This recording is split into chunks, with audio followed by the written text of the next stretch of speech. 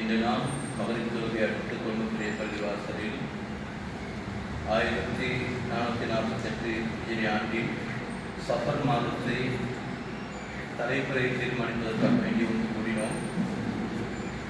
ஆனால் நாட்டின் இந்த பகுதியிலும் கண்ட சாட்சிகள் கிடைக்கல. அதனால் நான் இந்த மாதத்தை 30ஆக பூர்த்தி செய்வோம்.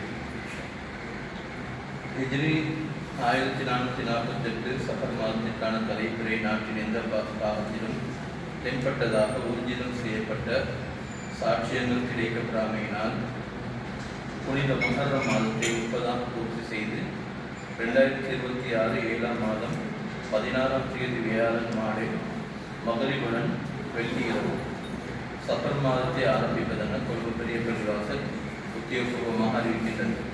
ஹிஜ்ரி 1448 சஃபர் மாதத்திற்கான தலைப்புரை தீர்மானிக்கும் மாநாடு புனித முஹர்ரம் பிறை 29வது நாளாகிய 2026 ஜூலை மாதம் 15ஆம் தேதி புதன்கிழமை மாலை மகரிப் தொழுகையை தொடர்ந்து கொள்கை பெரிய பள்ளிவாசலில் எனது தலைமையில் நடைபெற்றது. இதன் போதே மேற்படி தீர்மானம் உத்தியோகபூர்வமாக மேற்கொள்ளப்பட்டது.